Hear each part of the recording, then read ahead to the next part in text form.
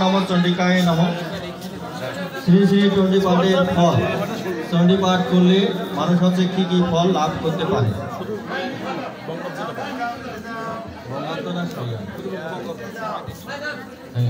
দুইটা সংস্কৃত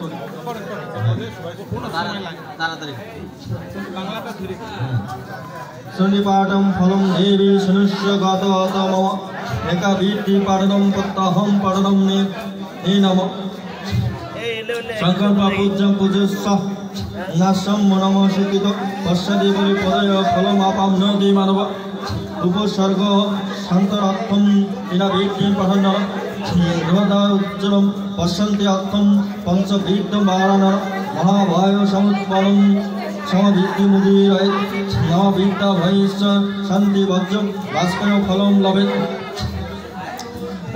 রাজবস্যয় আশয় ভূতোচ্চ রুদ্রা বিদ্যে মুদিরায় অনাবৃত্তিম কাম সিদ্ধিম বরণয় নাশঞ্চ জায়তে।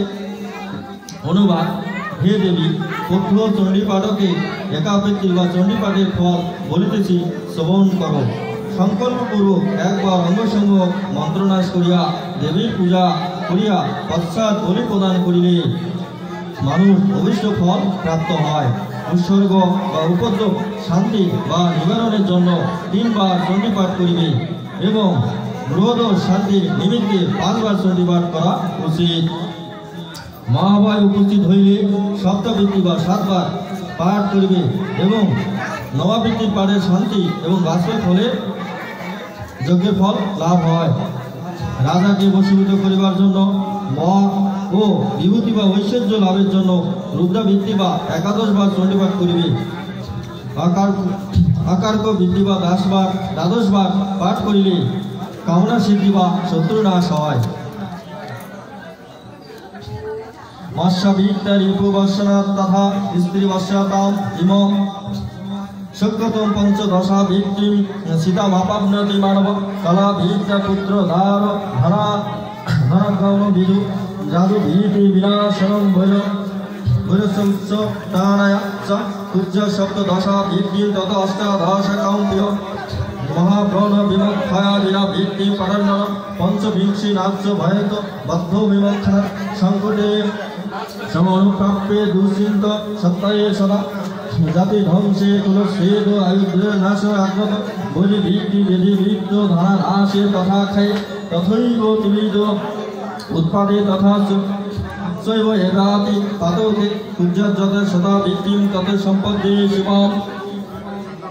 মনু আবৃত্তি বা 14 বার পাঠ করিলে 14 বার পাঠ করিলে দুর্জয় শত্রু এবং দুষ্ট স্ত্রী বশীভূত হয় এবং 50 বৃত্তি পাঠ বা মানবের মিত্রতা বা সম্পদ লাভ হয় এবং কলাবৃত্তি বা 16 বার পাঠ বা পুত্রপত্র এবং ধনধান্য লাভ হয় এবং রাজভয় বা বিনাশাত্ম বা 17 বৃত্তি বা 17 বার শত্রুর উচাটন অর্থ বা অসদায় বৃত্তি বা দুষ্ট ব্রণ হইতে মুক্তির জন্য 20 বৃত্তি পাঠ করিবে। পঞ্চবিংশতি বৃত্তি পাঠ বা কারাবন্ধ হইতে মুক্তি লাভ হয় এবং সংকটকাল বা দুশ্চিকিৎসা রোগ ভয় উপস্থিত হইলে জাতি ধ্বংস বা গুণরা বা আয়ুক্ষয় আরম্ভ হইলে সুলবৃদ্ধি বা রোগবৃদ্ধি হইলে ধনরাশ বা ধনক্ষয় সময়ে তীব্র আধ্যাত্মিক অধিদৈবিক অধিভৌতিক বা উৎপাদ বা উপদ্রব উৎপন্ন হইলে বা অতিপাত ও ঘনিষ্ঠিত হইলে যত্নপূর্বক যথাবিধি শতাবৃত্তি চণ্ডীপাঠ করিবে। শতাবৃত্তি মানে 100 বার চণ্ডীপাঠ করিবে। তাহা হইলে দুর্গত বিপর্যয় বিনিষ্ট হইয়া মঙ্গল লাভ হইবে। বিবাসনাশ্বতি তত ইয়াতি পরমং গতি ধ্য ভীতি সদা ভীতি রূপম ভীতি তথা স্মরা মানসা চিন্তিতম দেবী সিদ্ধ হস্তদা আগস্যতা তস্মাদধ্বমেন যৎগণম ফলমপাদতি সুব্রতে সহস্রবনাবৃত্তি লক্ষ্মী বরাধনতি স্বয়ং স্থিরা প্রাপ্ত মনোরথম কামাম নর মক্ষয়া পুরা যথা অশ্বমেধ